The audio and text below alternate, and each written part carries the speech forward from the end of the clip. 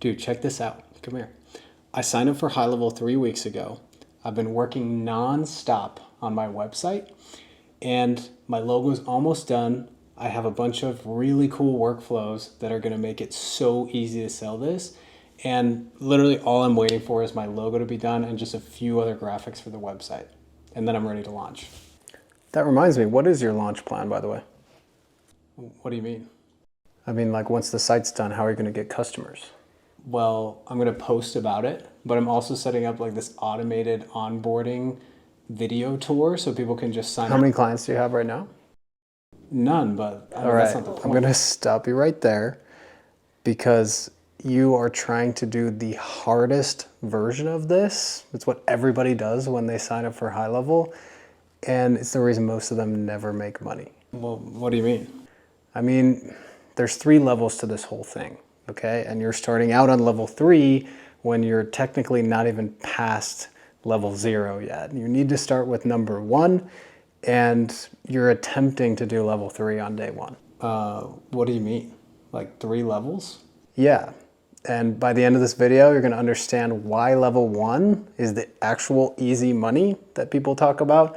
Level 2 is where you actually grow, and level 3 is something that you and most people have no business attempting until they've done levels 1 and 2.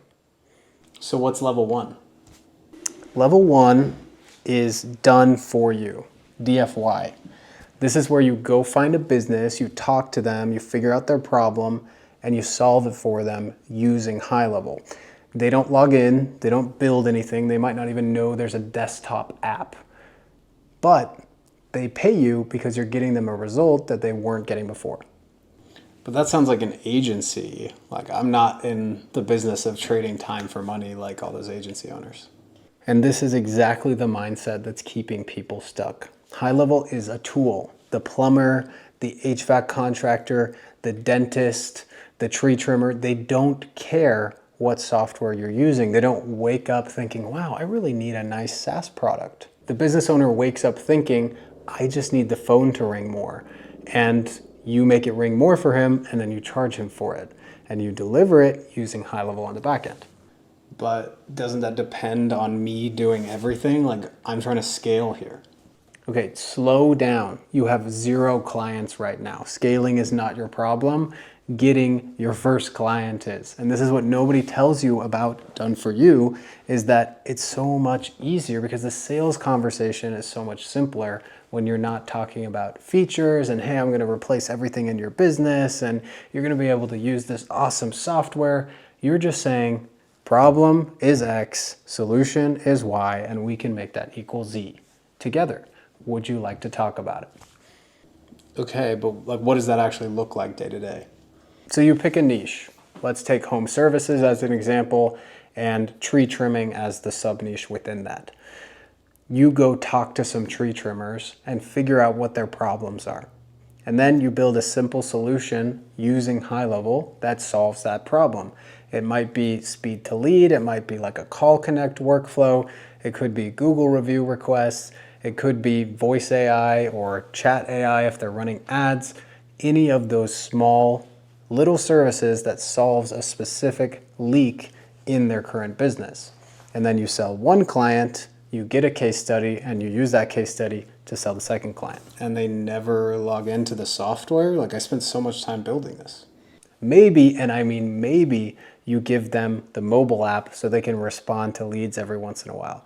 But they're not in the workflow builder, they're not in the funnel builder, they have no business being in there, and every time you give them access to something else, one of 2 things is gonna happen. Number 1, they're never gonna use it, or number 2, they are gonna use it and then they're gonna break it, and you're gonna have more support problems than you want.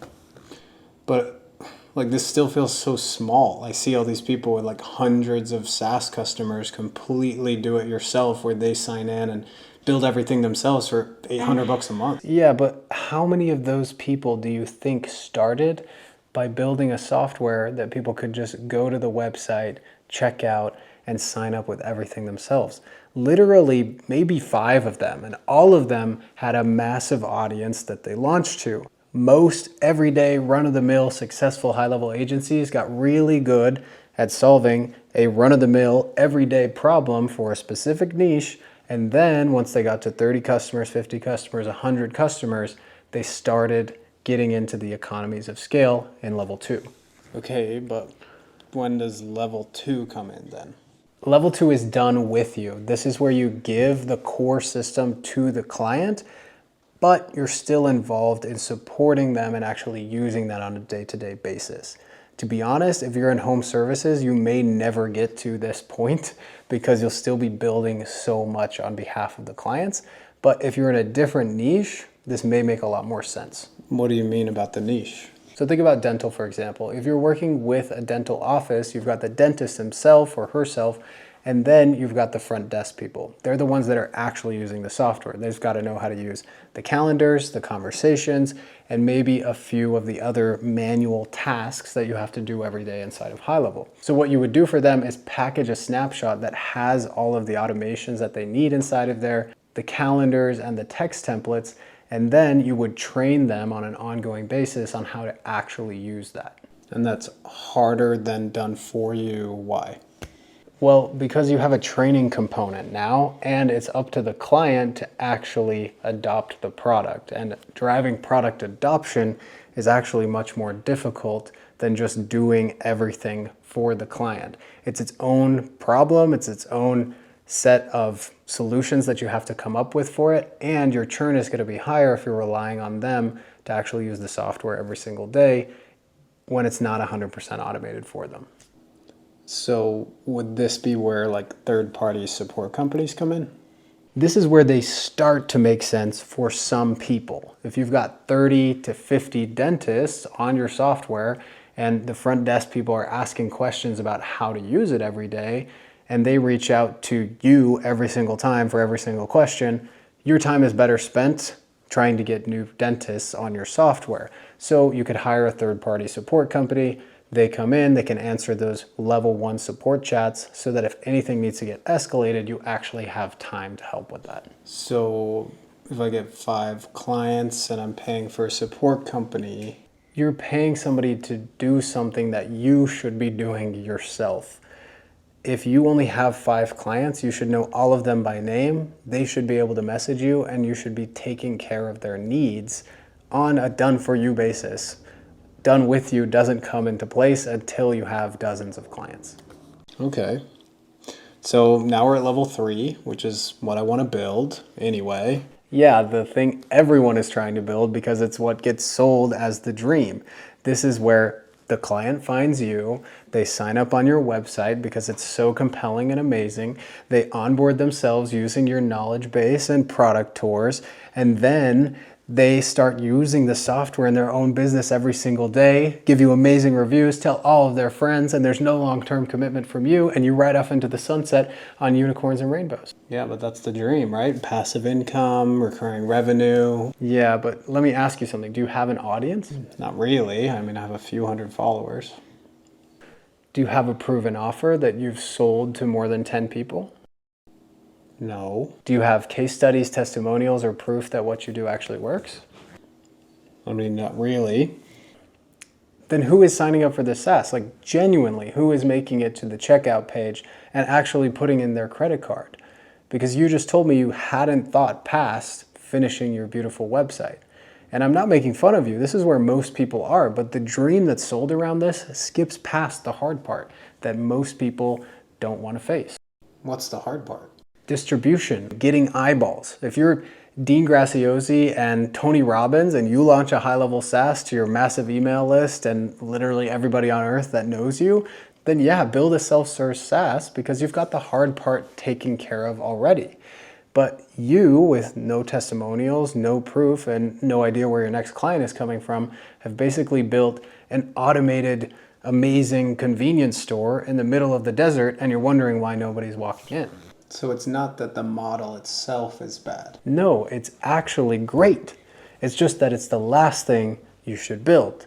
not the first. And here's what's really happening. Most people try to start here where you are and end up doing all the done for you work anyway. They can't get the self-serve signups, so they eventually just go out and start doing prospecting and closing people one-on-one, but they don't change their pricing, so they're doing done for you with a do-it-yourself price point. And they're paying for a bunch of extra tools like third-party support, white label knowledge base, and white label onboarding tours that nobody's actually using. Ouch.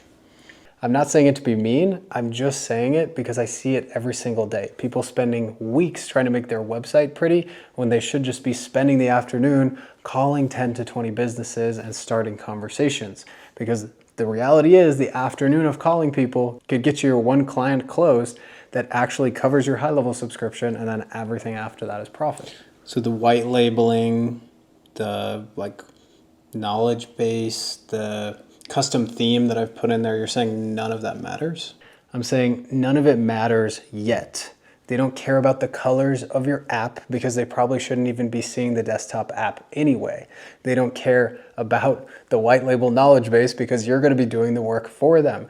And you trying to figure out what color to make your website and your app and which third-party support company to hire is just procrastination disguised as work. All right, this feels like a personal attack. Good, because the people selling you theme builders and the fact that you need white label support for your clients with 0 clients are just making money off of the idea that you have that you're going to be a SaaS owner. But it's literally cosplay, like you're dressing up like a CEO when you have 0 clients. So what's the point? Okay, but at some point you do need that stuff, right? At some point, absolutely. Invest in the brand, make things as seamless as possible, make it so that you can close 20 clients a month instead of just 4. But that's a level 3 problem, not a level 1 problem. So what's the move then? Like somebody's watching this, they're just like me, they feel personally attacked by everything you just said. What are they supposed to do? Stop building, start selling. And if selling feels scary, then just do research. Walk out your front door, get on Facebook Messenger, get on Google Maps, and just start talking to people and be upfront about the fact that you're doing research on the XYZ business model and you want to see if they'd be willing to have a chat. Figure out what their day-to-day problems are. Sometimes they'll tell you, sometimes it's kind of coded in what they're saying, and then build a simple solution in HighLevel that actually solves that problem. It's not gonna be 9 times out of 10 what your favorite YouTube guru told you to sell. It's going to be whatever your niche actually needs that they will say yes to. Okay. That's level 1. And then here's what happens after that. You close your first client and you learn more in the first 2 weeks of setting them up and getting results than you would in 6 months of building a do-it-yourself SaaS that nobody actually uses.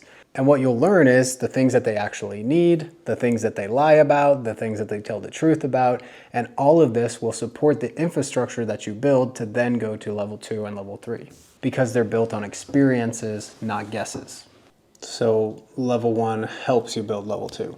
And level 2 teaches you how to build level 3. You can't skip this natural progression. You can try, but you're just gonna end up back in the same spot 6 months later, but you're gonna have spent a bunch of money on tools you don't need, and you're gonna be demoralized.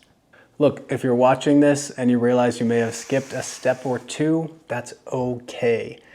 Most people just need somebody to sort of tell this message to them in a way that resonates so that they can start working on the right things. If you want a clear path on how to actually do this, everything from picking a niche, building an offer for that niche, getting sales meetings, having sales conversations, delivering for them, retaining them for a long time. We cover all of that in my community, the HighLevel Guild, which you can join 100% for free by signing up for or upgrading to the next level of HighLevel with my link. There's also a direct pay option available if that's better for you. All the links for that are down below. Please stop building a software company and start building a service that uses software. Ditch the SaaS, it can come later. Go get your first client.